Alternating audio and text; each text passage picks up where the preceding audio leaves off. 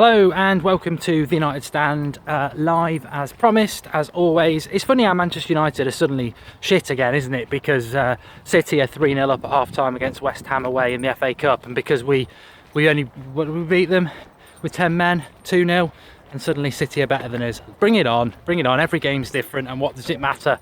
But not live in the studio tonight because I've been out watching Rogue One and had a bit to eat, so it was just going to be a rush. So I thought, you know what, got a little Robbie.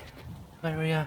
Little Robbie's with us on a walk, so thought we'd sort of do it's not a United ramble, it's a United suburban ramble, because we're on the streets, and being a Friday night, who knows, we might come across some youths, but Robbie will go mad, don't worry about that, he's got a big bark. But the United Stand's never scripted. People always say, how do you get it to work when it's not scripted? And I don't really know.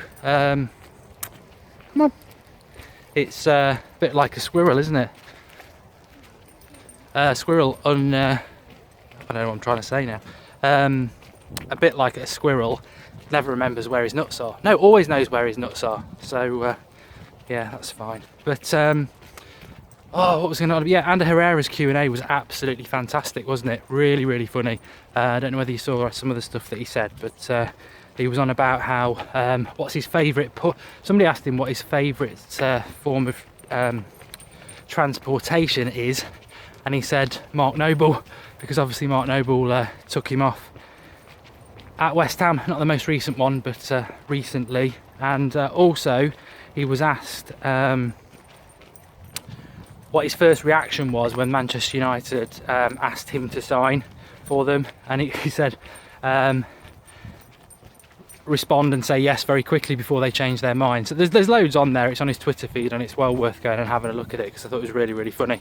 And that is exactly what I think football should be about these days anyway. It's like they're so scripted, they earn so much money, and they're so scared of taking getting it wrong, so to speak, that they don't do enough of that. And I think hopefully we'll see more and more of them doing it.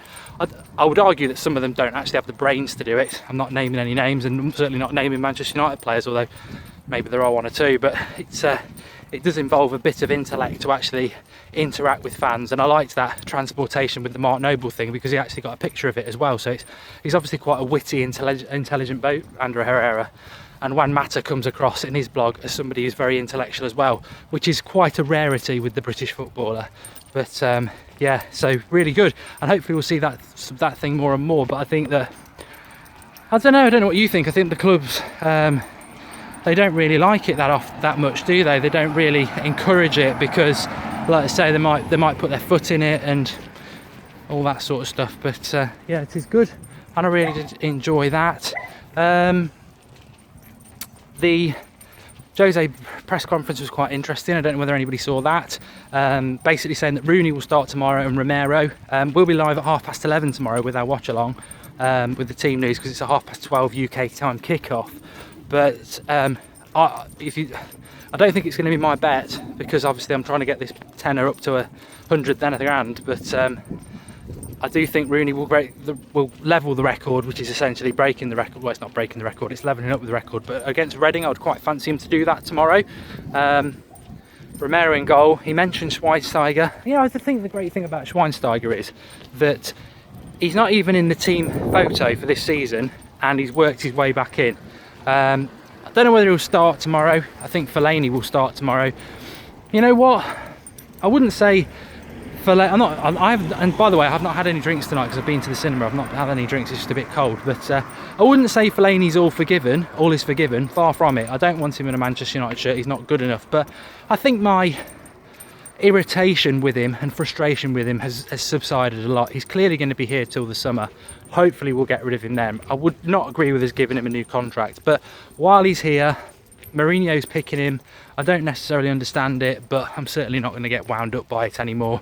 I'd expect him to play tomorrow, and I certainly won't be having a fit about it if he does start when the team news comes out, because I expect it. He's been on every bench. Mourinho said he's going to use a bit of the squad, so I would expect Fellaini to start. The only trouble is he'll probably play in the midfield with Rooney back, and realistically his best position is as a number 10. But I'm looking forward to the game tomorrow. I think Reading will come and give a good account of themselves, a third in the Championship, and we should do that as well.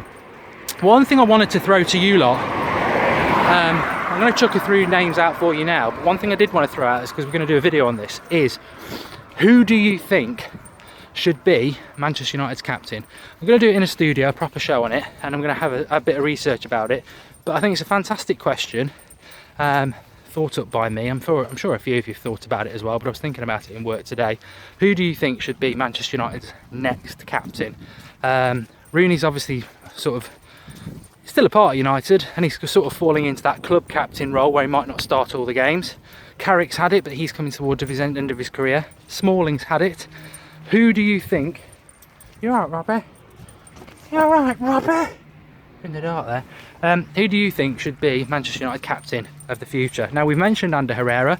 The great thing about Ander Herrera is he just gets what Manchester United's all about, doesn't he? He understands it and he gets it. So he'd be a definite candidate. Juan Mata's had it this season a couple of times. Again, maybe not the most vocal, but very respected and gets it. De Gea maybe. Or, I mean, I actually thought Daley Blind at one time could have it. I like Daley Blind, but he just seems to have dropped off the pecking order a lot, doesn't he? Mourinho obviously doesn't quite fancy him as his first team. He gets used a lot, but I like Daley Blind. From the British lads, I mean, I say the British lads, he's not, he's French, but Paul Pogba could do it. Paul Pogba could do it, depending on what his future plans are. I mean, as much as I love Pogba, I think he's a great player, I think he's the best midfielder in Europe, and he'll continue to prove that week in, week out. I do wonder in the back of my head how long we're going to have him for. Have we got him for 3 years? Have we got him for 6 years? Did we get him and sort of say you can go to Madrid in a few years' time? Who knows? We don't need to worry about it at the moment. He'll be definitely here for 3 seasons, but he is definitely captain potential as well. People actually say, well, Zlatan could do it for a year. Well, he could. I think Zlatan, in a way, is a bit like the unofficial captain of Manchester United. The lights have gone out. It's quite dark along here. But could we buy a captain in? Is there anybody out there who you think, yeah, if we sign him, he'd make a good captain material as well? Who knows? But it's an interesting one, and I'm certainly going to do a little bit of research about it. But to be honest, if you're asking me who Manchester United captain should be in 2 years' time, or 18 months, because I think in 2 years' time, Rooney will be finished, Carrick will be finished, Zlatan will be gone. I think that's the question, isn't it? Who will be Manchester United captain in 2 years' time? Is somebody going to break through? You know, Twan Seaby, as silly as it sounds, is in the Manchester United squad for the Reading game. I'd love to see him involved. He's captain for what is effectively the reserves. I'd like to see him involved, and maybe he could captain us in the future. But definitely an interesting one. A few of you have been saying, well, let's talk about it. Chinese football, have you got any concerns about that? I'm not going to blast on about it forever, but somebody said to me, a few people have said to me over this week, have you got any concerns about Chinese football and the amount of money they're throwing at it? You know what? I can't prove anything, but I just think when you look at what Chelsea have done in the transfer window in relation to selling players over the last few years, it just stinks. I've got no evidence to say anything dodgy is going on, but it stinks. They sold David Luiz to PSG for bloody ages. What was all that about? They sold some idiot then, just going class because they can see that I'm talking to somebody on the phone in a shitty little Fiesta Pippin. At the end of the day, mate, I've said that your car's gone past, but you just highlighted to me that you're driving a shit car and you had your girlfriend in it. She's probably looking and going, I'd rather be walking along with him and his dog than being driven in this disgrace. But there you go. So yes, what was on about? Yeah, Chinese league. Yeah, so Oscar went for 60 million. I think I know Ramirez went for quite a lot. Mikel's just gone. You look at Chelsea and the sale of their players, and they're well inflated, and they're run by Abramovich, who's basically from Russia, isn't he? And we know what they're all like, corrupt. So yeah. The Chinese thing just worries me. I hope we don't start selling any players there, because I've just got a funny feeling about it. It's all gonna, I know there's a lot of money in China. I'm not having a go at the Chinese at all, but I'm just saying that the way it's going, it just looks all a little bit corrupt. Like agents are probably getting massive amounts of money and players are I don't like the look of it. But then Aubameyang is a player I quite like as a forward, and apparently he might be the first high-profile player to go to China. Because what I was thinking about is who replaces Zlatan, which is starting to come into my vocabulary quite a lot. It's always Rashford, but I still think we need somebody else.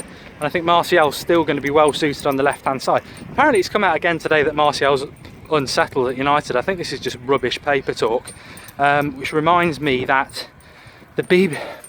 so Manchester Evening News said at about lunchtime that Schneiderlin is at Everton having a medical, but there's not been a fee agreed. Which straight away I thought, Manchester Evening News, you're run by the Mirror, typical crap.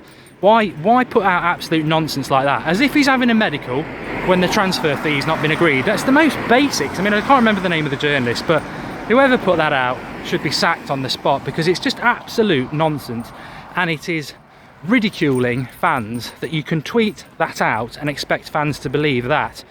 And then the BBC came out and said he probably isn't even going to go to Everton, there's somebody else in for him. So yeah, just that's a little update about that. But yeah, it's interesting, isn't it, about what's his name, Aubameyang, because I would like him at United, although he's sort of going towards his end 20s. I think Rashford can be that sort of player, you know. I'm not 100% sure what his height is, but he's got so much in his game. He's got so much pace over the first 2 yards as well, with the ball at his feet, as we saw when he came on against West Ham. I mean, you know, the thing is though, what I would say about Rashford, and I get quite frustrated with him playing on the left wing because he's a forward. It's a bit like, and people say, oh, why do you moan about it? Because he does a job on the left wing, why do you moan about it? And he does do a job on the left wing. But my best example I can give about it is that Rashford on the wing is like playing Pogba at right back. It's like playing Pogba on the wing. You know, I'm sure Pogba can do okay on the wing, but his best position is in the midfield by a long way. And that's the same with Rashford. His best position is a striker. It's just hard to get him in as a striker at the moment because of Zlatan. I understand that. I'd love Rashford to play up front tomorrow. Absolutely love it. I'm really hoping, and I said this, I tweeted it today, I'm really hoping that if Rashford plays up front tomorrow, or Fosu Mensah starts, or Twansibi starts, or plays half an hour, it'll be better than any new signing in January, apart from probably Griezmann. That's how much the youth matters to me. That's how much it means to a lot of people, because it's within the club. That's what we are. We are about the youth. And how appropriate that as I start talking about the youth, I go into the dark, because they are in the dark at the moment. And I don't really blame Mourinho for that. I think one thing Van Gaal did do, although I think it was by default because he injured so many people, he did use the youth. Sir Alex Ferguson did use the youth, but we had many years where we had no youth. I mean, to be honest, after the class of 92, which is what, 20 odd years, well, basically 20 years, wasn't it, until he retired. In the preceding 20 years after the class of 92, Fletcher, Wes Brown, John O'Shea, and then some real garbage really, Gibson, and certainly O'Shea, Fletcher and Wes Brown weren't of the standard of the class of 92. And to be honest, Fletcher, O'Shea and Wes Brown weren't as exciting as Rashford and Fosu Mensah are potentially. I know that at the moment, to be fair, Wes Brown, O'Shea and Fletcher have had far better careers, but I think Rashford and Fosu Mensah have got the potential to be far better than them.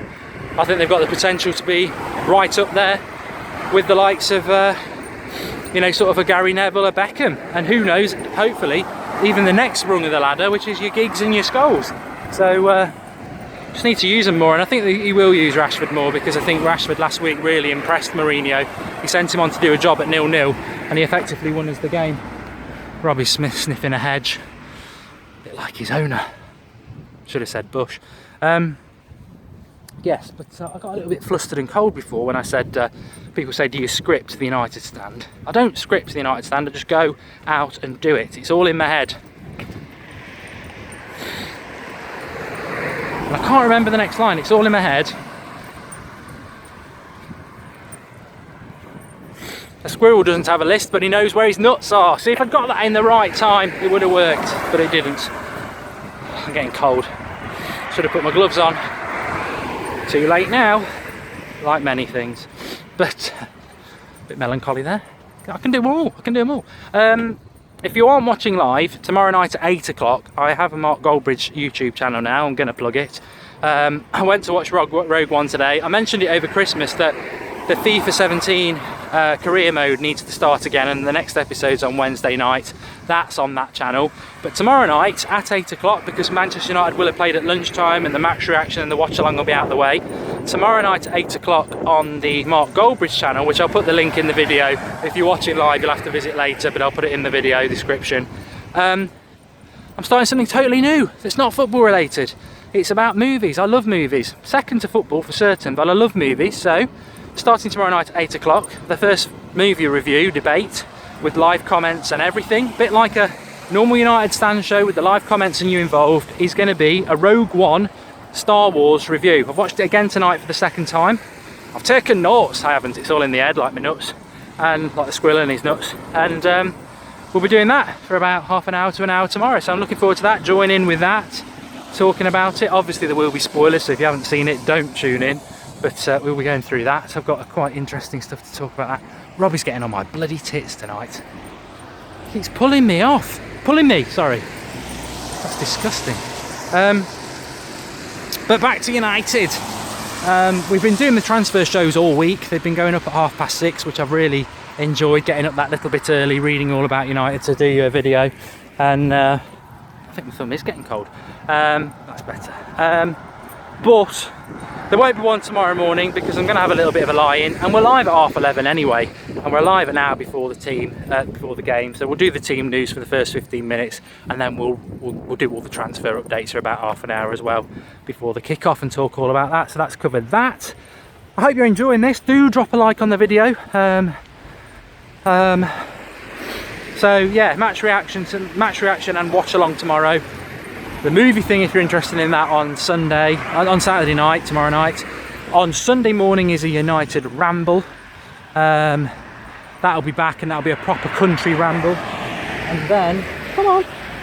And then, Sunday night at 8:30, it's Sunday Night Live is back. And I think we've got a couple of guests lined up for that. I think Alex is on. Sanders in reserve as well, but we'll see if we can get anybody better. I'm only joking, if Sanders watching. So that'll be good fun as well. And then Skype Goldbridge back in its normal spot on Monday at 8:30. But the transfer window, I do want to talk about that on the. Oh, you stop it! He's pulling my bloody arm. What's wrong with him? He should love it. Like a Liverpool fan, just dragging me back. I'm only joking, a bit of drama, but. Yeah, the transfer window has been a bit odd, hasn't it? I did expect Lindelof to have signed by now, but I reckon that is to do with the fact that United are playing a bit of hardball, and Benfica need to sort out what the fee is going to be with the club that they got him from. I think the Manolas stuff is a load of rubbish, to be honest. I really wish it was true. I'd love Costas Manolas, Victor Lindelof. Costas Manolas to come to United. He would be my first choice centre back, and if you've been watching the United stand, you know that. I've been saying that for about a year now. Just so good in the air, but apparently Everton are bidding for him because Everton have got new owners, haven't they? No! Darth Vader quote there. Where's Padme? You killed her in your anger. No! Yeah, so I'd love Costas Manolas to come to United. But I don't think there's anything in that. Again, it's a bit like the bloody MEN and their reporting. I think it was in the Metro and the Sun, so I don't think there's anything in that. The Lindelof one I still expect to happen, and I think in a way I'd be slightly disappointed if it happens. Not really, because obviously we've been saying it is going to be done for a long time, but the BBC said it wasn't, and I think they're going to get exposed a bit as not always being the gospel thing that I think they are, but maybe they won't be. But I'd like to see us sign a centre-back, I really would. I think it'd be helpful, and I think we need to make a signing in January just to give a little bit of boost. We all know that we're doing really well at the moment, but we all know that the problems that we had in September and October time haven't gone. The squad has still got a lot of deadwood in it, and players need replacing. And even if you're not in that category of that Rojo and Jones and Fellaini need to go at the moment, maybe you've changed your mind about all three or a couple of them. But the reality is Memphis and Schneiderlin are going, and with them two going, we've not really used the youth a lot. I think we do need another signing. I think we certainly need another centre back and a right back at some point anyway. Valencia can't do it all, and I don't think Darmian's going to last. So I'd be absolutely amazed if we don't sign anybody in this transfer window. And I think, to be honest, I'd like to see Schneiderlin and Memphis go as soon as possible. They clearly want to go, and that sort of negativity needs to leave the club. I do wish them all the best. I think they've wasted the opportunity of a lifetime. But you know, I really don't bear them any bad will. I certainly won't be one of those people that if, say, Memphis and Schneiderlin both went to Everton and started playing well, I would not be there going, oh, we missed a trick there. It's Everton, folks. It's not Manchester United, it's Everton, and there's a big world of a difference between turning it on at Everton and turning it on at Manchester United. And if there wasn't a world of difference, then people like Ross Barkley would be at Manchester United, wouldn't they? They're not good enough. It's a step down to Everton. They might be able to turn it on the odd game when United roll into town like everybody else, but so can Norwich. So I've got no concerns about that. Memphis has got an attitude problem, and as Billy Ermston said on Twitter today, Schneiderlin, you know, many of us expected him to be better, but maybe he's just not that top 4 quality player. Maybe he is that sort of Southampton mid-table player. And when you look at him back at Southampton, he did have a good midfielder at the side of him all the time. So at United, you've got it. One thing about United is, and this has been very true, I remember it when Roy Keane signed for Manchester United, and he struggled for the first few months. He was playing at right back and all sorts. He couldn't cement his position down in the centre midfield. And there was an interview with him, and even as a young bloke, you know, he's obviously quite switched on, and he said, look, the trouble is, I was at Nottingham Forest, and although I was a young lad, I felt like I was, you know, sharing the load with the likes of Stuart Pearce, Nigel Clough, and the senior pros, and I was allowed to sort of express myself, but they protected me. When you come to Manchester United, you're surrounded by better players, but they do protect you in the sense of physicality, and you're part of the team, but you've got to go out as an individual, and you've got to bear the brunt of playing for Manchester United on your shoulders. There's nowhere to hide. As much as everyone will help you and support you and you play as a team and you play for the shirt, nobody's going to carry you in a Manchester United shirt, because everybody's got to be on their game 100%. And I think maybe that's where Schneiderlin has, and others in the past, have sort of fallen by the wayside, because there'll be games like, you know, we've seen it with Rooney, you see it with Carrick, Mkhitaryan, Zlatan, Herrera, Pogba, Mata, Martial, even our defenders, where you look back and go, they were fantastic in that game. They were absolutely brilliant, even the likes of Valencia this season. How, you know, Schneiderlin's got nowhere near that. Memphis has got nowhere near that, apart from his game against the Danish pub team. But you've got to be able to have a game where you run the show, more or less, where you're man of the match. And I think Schneiderlin's a team player. I don't think he's a Manchester United quality player, if you get my meaning. So that's the conclusion of the suburban walk. I hope you've enjoyed it. It's Friday night, so weekend. Back tomorrow at 11:30 with another watch along for the Reading game. I'm getting fed up of you pulling me on my lead, and there's the car to go back. I shall see you all tomorrow at 11:30. So drop a like on the video. I hope you've enjoyed it. I hope we've covered lots of things. If you like this sort of thing, drop us a like, and I'll see you all tomorrow at 11:30 on the United stand back in the studio. See you all later. Enjoy the rest of your evening.